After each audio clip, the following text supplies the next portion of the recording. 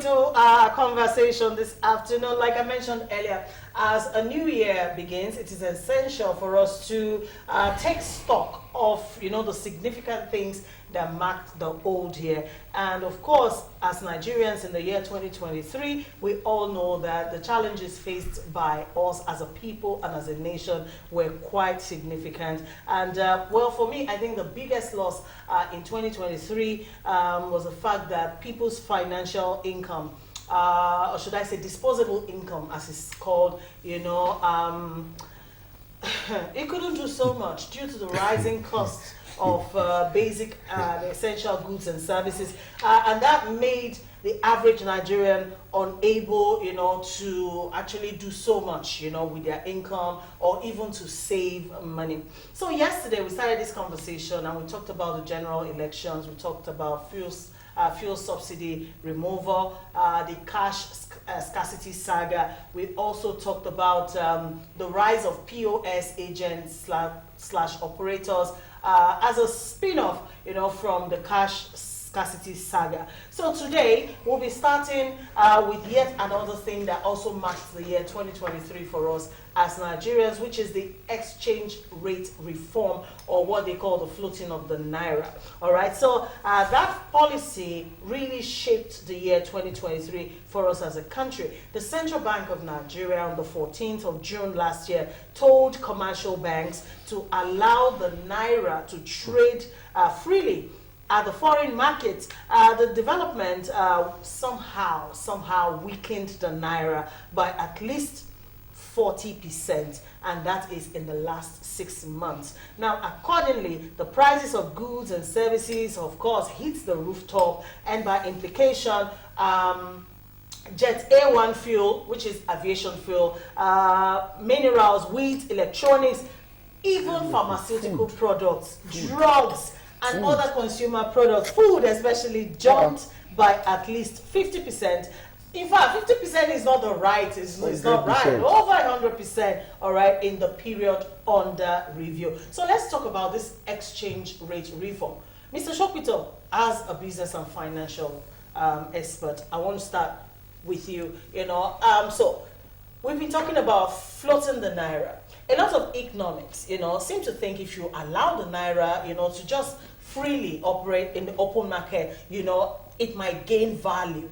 That is the essence of the reform in the first place. But somehow, the reverse was the case. What do you think actually went wrong with that policy? To keep it very simple in layman language, the naira, the value of any currency is a very simple thing. There are a couple of issues that are behind it. One is the fundamental value, the intrinsic value of that, of the economy, built on the base of the economy. The second is a simple factor of demand and supply for the exchange, for the currency you are talking about. And in Nigeria, demand is far outstripping supply. So if you float your currency, there is only one consequence. Devaluation will happen. We haven't seen the last of it, actually. If government continues to fold its hands and say, well, let it just float, we'll hit 1,005. If we're not careful before the end of this year, we'll hit 2,000 naira to the dollar. And the reason for this is simple. The things that are driving the demand are, in fact, worsening. You're having more demand than supply. What are the things? We import everything. Okay. We import everything, even for productive sectors. So you have manufacturers, for example, the likes of, I don't want to mention brand names, right? But all of the people that do all the fast-moving consumer goods, the household items, personal care products, a good chunk of their inputs are imported. They still import a lot of these things, So on top of that, there's another part of the conversation that you told us that we're going to get into, the closing of some of these manufacturing organizations. So, we're importing the primary input, which is driving demand for foreign exchange. There's nothing you can do. As long as there's demand for foreign exchange and you do not have adequate supply, your currency will continue to depreciate. Now, what are the sources of supply? One, exports, export proceeds. And we know where we are as a country with exports. Where our export productive base is abysmal. It's terribly low outside of oil and gas products, right? The second one are remittances. So now when you talk about remittances, This is significant. Guess how much we got in as remittances last year, 2023. The report is out. $20 billion US. Guess how much our annual sales of oil and gas products is generally? About $25 billion. So you are saying that export remittances is trending almost at par with revenues gained from oil and gas products. So what is government doing with regards to remittances, boosting the policies that will attract more remittances in a structured manner from diaspora Nigerians? Then, what about capital importation and foreign direct investment? So when you talk about foreign investment, you are talking of capital importation and the monies that people are bringing in into the economy to invest. The control, the policy, the exchange control policies governing that side is stringent, is a complete disincentive for people to bring their capital into Nigeria. So I always laugh when I see the, successive administrations, presidents junketing all over the world looking for investments. When your policies discourage investments, it makes no sense. You don't need to go anywhere. Just relax your policies. Make it easy for me to import my capital into this country. Make it easy for me to take my profits out. That's all. Once you do that, so if you focus on that and focus on policies that will encourage diaspora Nigerians to bring their monies into the country, not to fund the lifestyle of Nigerians alone, but to invest in capital development, in manufacturing, in infrastructure, from remittances alone, you will see what will happen to the value of the naira. So I think our government is getting it right, very wrong in terms of, the timing and then the policy framework behind this policy. Okay. And sorry, finally, in addition to that, I think it was absolutely suicidal for us to remove subsidies on petroleum products and also devalue our naira at the same time. Do you know that the majority of the inflation we're experiencing, if we had only done subsidy removal, maybe inflation would have jumped 2 or 3 percentage points and then it will stabilize. Maybe over time, when you see the gains of the subsidy, then the thing will start normalizing. But you now removed, you devalued your naira. The real inflation that we're seeing today is from that devaluation. It's not from subsidy removal. Okay. And I think that the timing of this was very wrong. It's very unfortunate for government. I hope that 2024, that the policy framework will be gotten right to improve supply into the market so that value can be regained. All right, thank you so much for bringing perspective into that. All right, Are, this floating of the naira. He said a lot, and I commend you. But 2 things are missing: transparency and accountability. The amount of money that is being stolen and converted to dollar is so massive. Virtually all the top civil servants, top politicians have houses abroad. They have their families abroad and they maintain them from naira and here doing nothing. It would have been different if they are sending their profits or dividends, to take care of their families out there. But they are collecting capital, investable funds. It's been appropriated, converted to dollar through the black markets. That is a big deal. If you go to some parts of Dubai, you will be shocked and think you are in Lagos. So many top families in Nigeria are residents there, and they don't work there. They're either schooling or just living. The money that sustains them comes from this economy. Money that should have gone into capital investments, or infrastructure development in this place, being taken away just like that. Now, for an economy that is mono product, for an economy that is heavily import dependent, you are committing all this harakiri. You are slaughtering. It's like you have a sick cow and you are cutting the cow instead of treating the wounds. You are taking the leg out, you are taking an arm out. If you are not careful, the cow will die. That's why it's like the way it is. And as you said, we have not seen the end of it. You said 2,000, I said 3,000. 2 years ago, when I said the way we are going, that petrol will be sold for 300 naira, somebody called me an intellectual terrorist. Are we not paying more for fuel today? During the holiday, I had cause to travel to Akure and all those places. We bought fuel for 750 from the point of say, not roadside. And they were bold enough, courageous to tell us, if you can't buy, go. That we are selling based on what we bought. It got to a point I dropped my car and I had to take a bus from Ibafu, if you know Ibafu, to Secretariat Alausa. The man said something I didn't hear. I just said, okay, and I entered.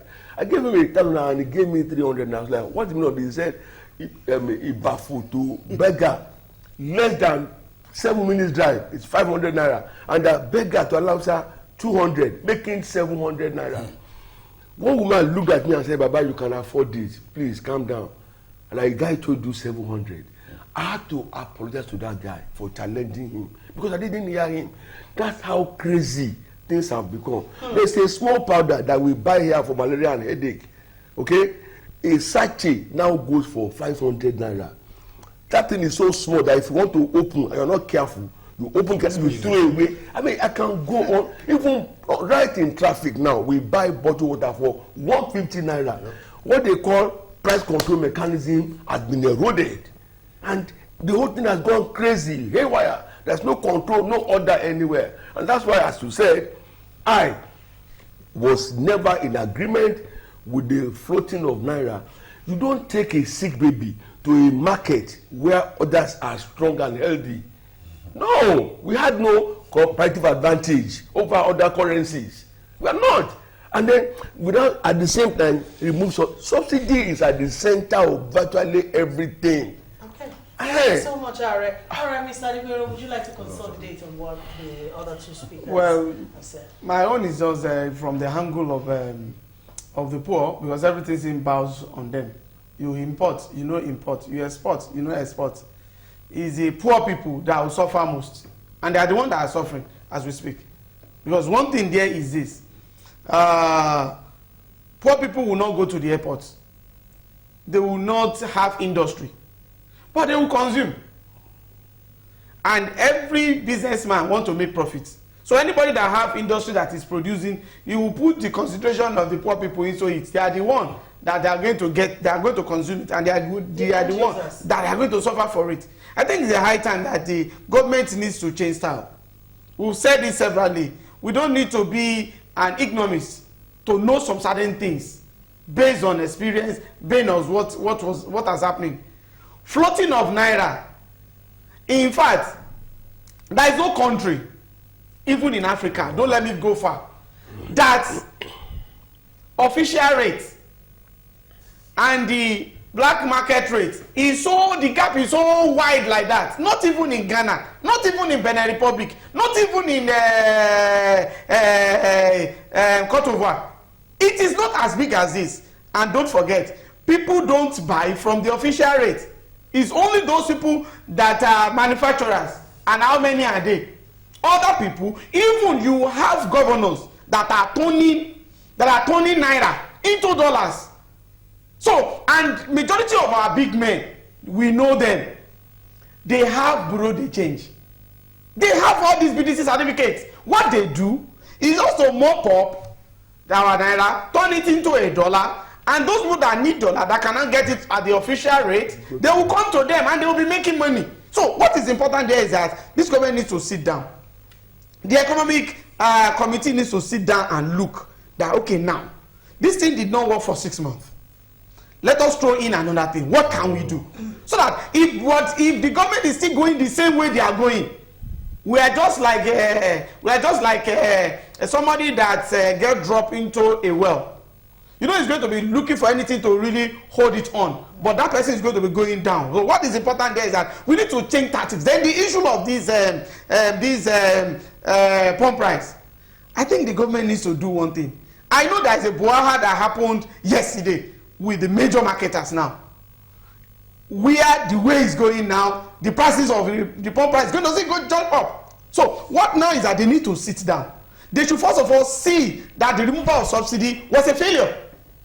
Now they will now look at what are the things we are going to do. Okay, if we cannot give all total, let's now reduce it. Let's peg it. The way they are pegging it, they are still paying some certain money to make sure the price flow at that particular time. So they need to know that they make mistake, and the coordinating minister should bring his own experience into bear now, and all the economic team we need to agree on one thing. The thing there is that this thing is not working. It's making more Nigerians to suffer. What can we do so that we can alleviate this particular suffering? I must confess, Nigerians are seriously suffering. Right, very close to what you have said.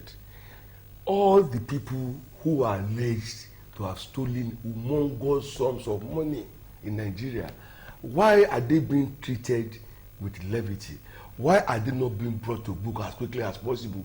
Get the monies from them so that we can reflate the economy, return the money into the treasury. Chief Oshoba spoke after having a meeting with President on the 1st of January that they should allow money from anywhere into the banking system, because all those who have moved funds out of the banking system are responsible for the crunch that we are experiencing now. And I love him admitting that there are dirty monies out there.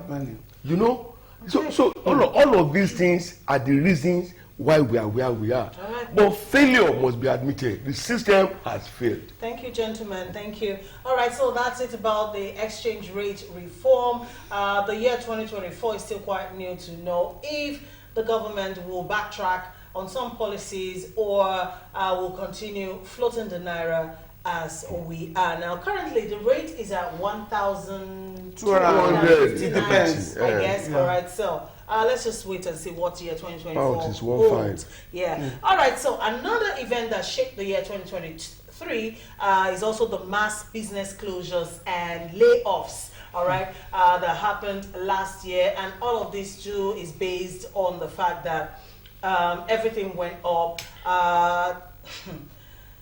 The year 2023 was very challenging, not only for ordinary Nigerians, but also for business owners, all right? Last year, big conglomerates, I don't want to name names, all right? A lot of businesses announced their exits from Nigeria.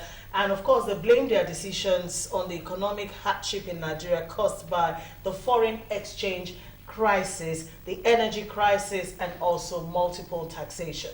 To this end, Nigeria's GDP growth fell to 2.31% in the first quarter of last year from 3.52% in the last quarter of last year. And that's according to data from the National Bureau of Statistics. Now, also, according to available statistics, 37% of Nigerian businesses cut jobs or reduced working hours last year. Also, the technology sector also were almost the worst hit by all of this. They laid off well over 60,000 workers because they couldn't cope, with the demands of doing business in Nigeria. By implication, the cost of living doubled and became unbearable for many Nigerians in the year under review. Gentlemen. I call it the cost of not dying, not living. A lot of us are not living. They are struggling not to die. That's how bad it was. I just told you now the cost of that small powder, right? The same thing with food. I bought banana in Ilesha for 200 naira. I struggled to finish it. There is no way you will buy banana in Lagos you are wasting your time. And they will tell you the cost of moving those things from the hinterland to Lagos is responsible. You want to fault them, then you won't buy anything. My problem again is the president is here, seeing multinationals that have been here for 15, 20, 30 years, leaving and going abroad to invite new investors. How do you think they want to come here when those who should be reference points are already taking their exit?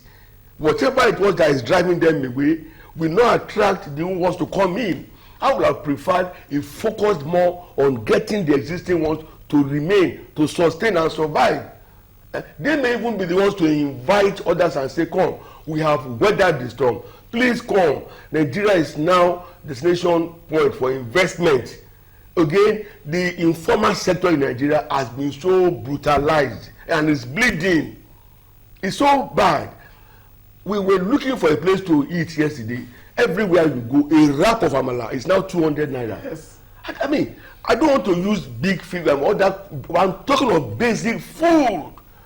So 3 of us yesterday, by just asking for 5 wraps, because me, I eat only once a day. But the 5 wraps were so small that I took 7 wraps. Okay? Forget me for now. Pomo was 300 naira. I took one pomo with my, and then I bought what I want. I already paid 1,500, almost 2,000 naira for such poor meal. You understand? And if it can be so with me at my level, with my education, exposure, age, and what have you, there are millions who are not anywhere near where I am. Ask them how they are coping. That's why I told you it's not the cost of living, but the cost of not dying. Thank you, Are. Thank you so much, Are. Well, it's very unfortunate, you know, and I think I listened to the president's appeal. You know, he appealed. He was begging these multinationals not to leave, and you know, I found it quite interesting.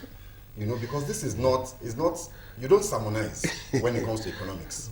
Economics is brutal. It's either it's working or it's not working. It's either you are making profit or you are making losses. If you are making losses, any normal business, you will run. You just look at it, you look at all your investment models and everything, and you take a decision. Those decisions are not made by one not emotion. It's not emotional. There is a process, there is a system, you know, and they just go through that process, they go through that system. The thing will throw out the answer. The answer is, this thing is not working, move. And they'll move, you know, so you don't sermonize. Now, the decision, do you know why most of those companies have left? The business environment has been tough for a while. Inflation has been on the rise for a while. It's not a recent thing. It's not the fault of this administration. They have made it worse, but it's not their fault, right? Exactly. So, but it was like the last kernel that broke the back of many, for many of these companies, was the exchange rate devaluation that we spoke about. You know, the fact that you're already struggling with power supply and you are paying through your nose to generate your own power, then subsidies are removed. So your transportation expenses as a business also skyrocketed, you know. So you are dealing with all of these things. Cost of doing business generally is going up. There's the multiple taxation issue, you know, all of that. And then in the middle of all of that, all of a sudden, out of the blues, no warning, no time lag to plan, you devalue your currency significantly, almost by 100%. You know what that does to them? They run into losses immediately because they are multinationals. They have assets that they're holding in dollars on their books. They have assets that they're holding in naira. Then they have to do conversion of those things that are in dollars into naira before they now cast their profit and loss. The moment that exchange rate devaluation happened, they all went into losses.